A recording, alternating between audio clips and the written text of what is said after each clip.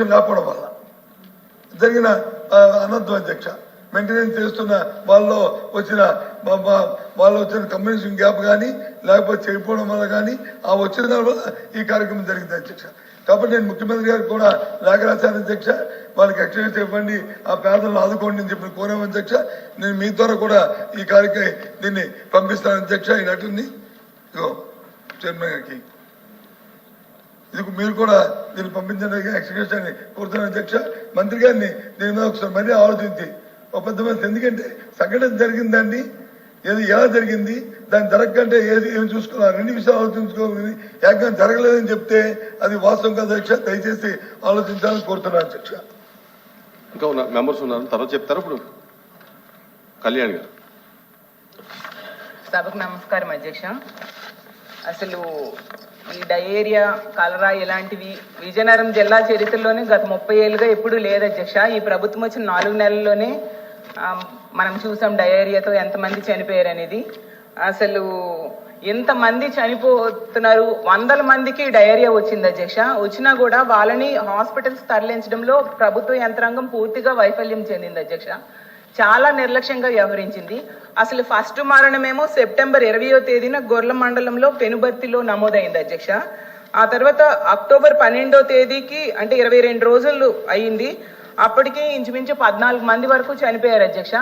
ఇన్ని రోజులైనా కూడా ప్రభుత్వ యంత్రాంగం అసలు పట్టించుకోలేదు అధ్యక్ష. జగన్మోహన్ రెడ్డి గారు అక్టోబర్ 19న ట్వీట్ చేస్తే అప్పుడు ప్రభుత్వం స్పందించడం స్టార్ట్ చేసింది అధ్యక్ష.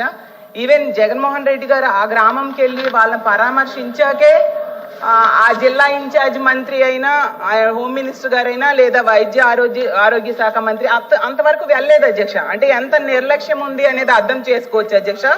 అసలు ఎంత ఘోరం అంటే ఆ డయేరియా బారిన పడిన వాళ్ళకి స్కూల్ బెంచ్ల మీద ట్రీట్మెంట్ ఇచ్చారు అధ్యక్ష.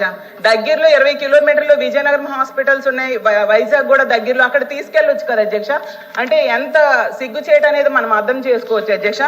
అలాగే తీసుకుంటే ఎక్స్గ్రేషియా ఇవ్వకపోవడం ఏంటి అధ్యక్ష. ఆ రోజు జగన్మోహన్ రెడ్డి గారు 2 లక్షలు ఒక్కొక్కరికి ఎక్స్గ్రేషియా ప్రకటించారు.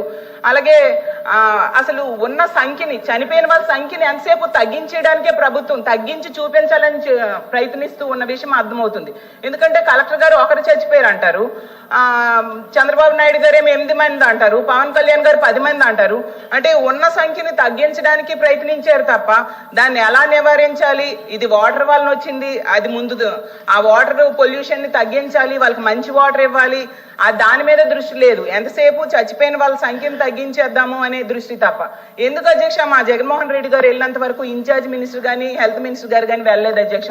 అలాగే వాళ్ళకి ఆదుకోవాల్సిన అవసరం ఉంది. అలాగే ఇంత నిర్లక్ష్యం చేసిన అధికారులకి శిక్షించాల్సిన అవసరం కూడా ఉంది అధ్యక్ష. పరిహారం కూడా వెంటనే ప్రకటించాలని కోరుతున్నాను అధ్యక్ష. అసలు ఎవరైనా అధికారుల మీద చర్య తీసుకున్నారా లేదా అని కూడా అడుగుతున్నాను అధ్యక్ష. తీసుకోకపోతే చర్య తీసుకోవాలి, అలాగే ఎక్స్గ్రేషియా ప్రకటించాలని కోరుతున్నాను అధ్యక్ష. థ్యాంక్ యూ అధ్యక్ష.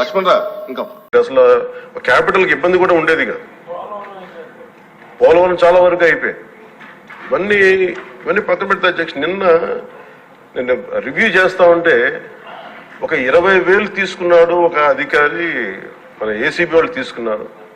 ఇంటర్ డిపార్ట్మెంటల్ ఎంక్వైరీ చేస్తాం అని చెప్పేసి ఒక రివ్యూ ఏదో కేసు గురించి చదువుతా ఉంటే తనకి కాంపెన్సేషన్ రావాలి, తనకి కోర్టుకి వెళ్ళారు. అది మాట్లాడుతున్నా ఒకటే అనిపించింది, ఒక చిన్నపాటి ఉద్యోగి తప్పు చేస్తే 20,000 రూపాయలు లంచం తీసుకున్నాడని చెప్పి, లంచం తీసుకున్నందుకు ఏసీబీ ఎంక్వైరీ ఉంది, లేదంటే డిపార్ట్మెంటల్ ఎంక్వైరీ ఉంది. అలాంటిది రాష్ట్ర వ్యవహారాలు నడిపే ముఖ్యమంత్రి కానీ వారికి సంబంధిత సభ్యులు కానీ స్టేట్ ఎక్స్చెకర్ కి 18,860 కోట్ల రూపాయలు పైచులకు ప్రప్రథమంగా ఇక్కడే మనకి తేలుతా ఉంటే వీళ్ళు శిక్ష పడకుండా ఎలా తప్పించుకుంటారు? శిక్ష పడాలి. మనకి నైతిక బలం, నైతిక హక్కు ఎలా ఉంటుంది అధ్యక్ష? మనకి ఒక అధికారి 20,000 రూపాయలు నువ్వు తప్పు చేశావని చెప్పి ఏసీబీకి పట్టిస్తున్నావు.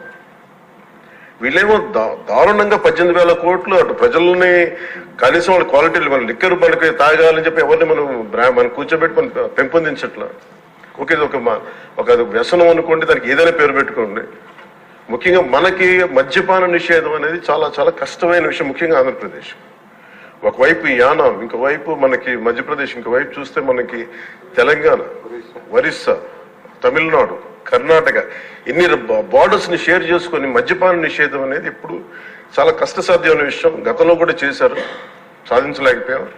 ఇప్పుడు రెగ్యులేట్ చేయాల్సిన అవసరం ఉంది.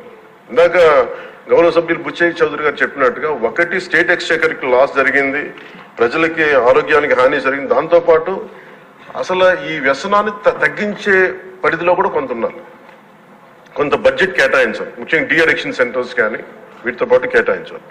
అది కూడా సూచన బుచ్చి చౌదరి గారు చెప్పిన సూచన కూడా మనం పరిగణలో తీసుకోవాలి అధ్యక్ష. ఎందుకంటే రేపొద్దు దీంట్లో మనమే కనుక 18-20 ఎంత ఇది 18,000 కోట్ల ప్రస్తుతానికి వస్తే దాంట్లో కనీసం ఒక సర్టెన్ శాతం, ఒక 10% అంటాం, ఎంత పర్సెంటేజ్ ఆ పెద్దలందరూ కూర్చొని, విఘ్నులందరూ కూర్చొని దాంట్లో కొంత డి అడిక్షన్ కి దాన్ని ఖర్చు పెట్టాలి అధ్యక్ష. కేవలం దాన్ని ఆదాయంగా చూడకుండా అట్లీస్ట్ ఒక 10% డి అడిక్షన్ గా దాన్ని డి అడిక్షన్ సెంటర్స్ ఖర్చు పెట్టాలి. కానీ అన్నిటికంటే కూడా ఈ రోజున మన గౌరవ ముఖ్యమంత్రి గారు చెప్పింది, వీళ్ళని ఎలా ఇన్వెస్టిగేషన్ అంటూ అలిగేషన్స్, దీంతో ఎండ్ అయింది ఈ ప్రెజెంటేషన్. ఇదే కనుక ఈ రోజున మనకి క్లాప్ మిత్రాస్కి ఈ రోజు డబ్బులు లేక, అలాగే పంచాయతీ బోర్డులో దాదాపు 9 నెలల నుంచి మనకి జీతభత్యాలు లేక ఒక 59 మంది నలిగిపోతా ఉన్నారు. అలాగే ఫీజు రీఎంబర్స్మెంట్ లేక విద్యార్థులు నలిగిపోతా ఉన్నారు. స్టేట్ ఎక్స్‌చెకర్ లో డబ్బులు లేవు. కానీ అందరు ఇన్ని కోట్లాది మంది జీవితాలతో ఆడుకుని వీళ్ళ చేతుల్లో మటుకు ఇన్ని వేల కోట్లు, దాదాపు విష్ణుకుమార్ రాజు గారు చెప్పినట్టు 30,000 కోట్లు వెళ్ళిపోయాయి. 18,000 కోట్లు ముందస్తుగా తెలుస్తుంది, కానీ ఇంకా లోతుగా చూస్తే అది చాలా పెద్ద ఇది స్కామ్, ఇది దోపిడీ. వీటిని కనుక మనం వదిలేస్తే, తప్పు చేసిన వాళ్ళని గత ప్రభుత్వం సంబంధించిన ఇది ఇట్స్ నాట్ అబౌట్ వెండెటా, పగా ప్రతీకారం కాదు, కానీ వీళ్ళని స్వేచ్ఛగా కనుక వదిలేస్తే, వాళ్ళ అదృష్టవశాత్తు ఈరోజు వాళ్ళకి లేరు. వాళ్ళు కనుక ఉండుంటే వాళ్ళకి నిజంగా వాళ్ళకి సమాధానం చెప్పాల్సిన పరిస్థితి ఉండేది. తప్పించుకొని పారిపోయారు వాళ్ళు ఈరోజు, తప్పించుకొని పారిపోయారు వాళ్ళు. We have to make them accountable అధ్యక్ష. వాళ్ళు we have to bring them into accountability. They have to B penalised. వాళ్ళు దయచేసి గౌరవ ముఖ్యమంత్రి గారికి నేను మీ తరపు నుంచి ఆయనకి తెలియజేసుకున్నాను అధ్యక్ష, దయచేసి వీరిని please we have to penalise them sir. వాళ్ళకి సరైన శిక్ష పడాలి సార్. వీళ్ళకి తప్పించుకోవడానికి కుదరదు సార్.